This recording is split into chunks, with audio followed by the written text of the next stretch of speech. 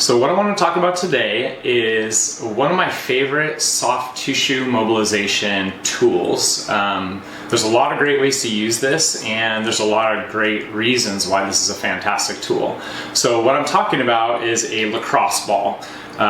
One of the best things about this is they're very inexpensive. You can get them online for a couple dollars a piece. A lot of people have them around the house for dog toys or if they play lacrosse. So oftentimes you can find them pretty easily without a lot of time or money investment. That's a really good thing. I like that about these mobility tools.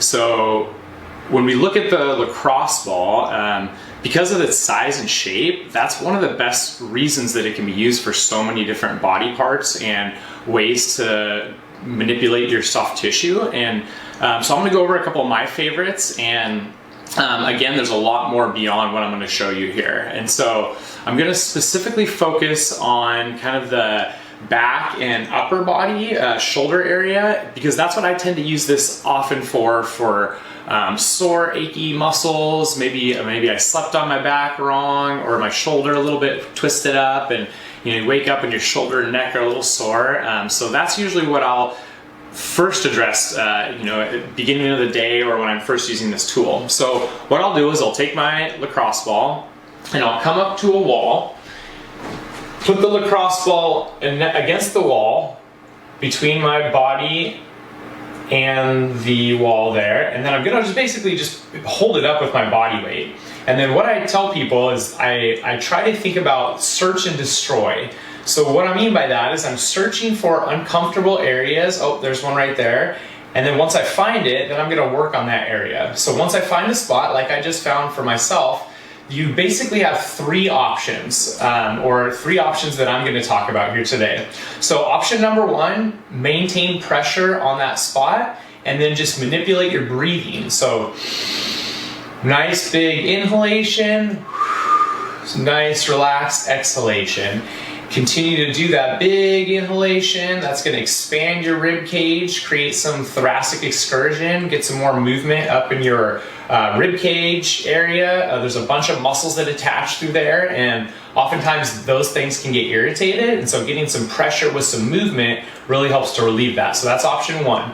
Option two is now create a little bit of movement yourself. So up and down, side to side, diagonal, circles, triangles, squares, whatever you want to do. It doesn't really matter, but just getting pressure changes and angle changes of that pressure that you're putting on it will also, you'll find it's another really good option to get into that tissue.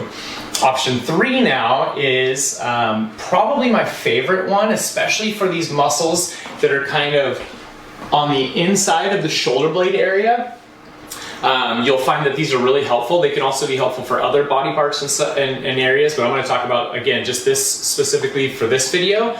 So what we're going to do, we're going to put it back at that spot. Again, find that spot that's uncomfortable. And now, since it's on my left shoulder, I'm going to support my left arm with my right, kind of let it go relax. And then I'm going to move my arm gently through different ranges of motion. And this is going to help to, we call it like a pin and stretch technique. So it's going to essentially pin the muscle down with that lacrosse ball, and then I'm stretching that muscle across that point, and it can be uncomfortable. And so do your best to take it where you feel the discomfort, but not so much where you're having to back off or it's bringing you to tears or anything like that. We want to work into this discomfort, but not so much where we're causing significant pain or anything that's making you really stop it. So, and then as far as duration goes, I really shoot for about 30 seconds to 3, 4, 5 minutes sometimes if I have a lot of time to spend to do this. And then again, that same technique can be applied for other areas of the body. And so one of the best tools, again, pick them up for a couple dollars. I keep one in my travel bag at all times. I always have one in my backpack. I mean, basically anywhere I go, I have a lacrosse ball, because you never know when you have a few minutes of downtime, and you can always use some more soft tissue work and things of getting in these muscles, especially if you spend a lot of time doing strength training or other things that are going to challenge and break down these muscles potentially. And so we want to pair that with lots of recovery and mobility work. So I hope that's helpful. If you have any questions, go ahead and leave them in the comments and I'll do my best to address them. Thank you.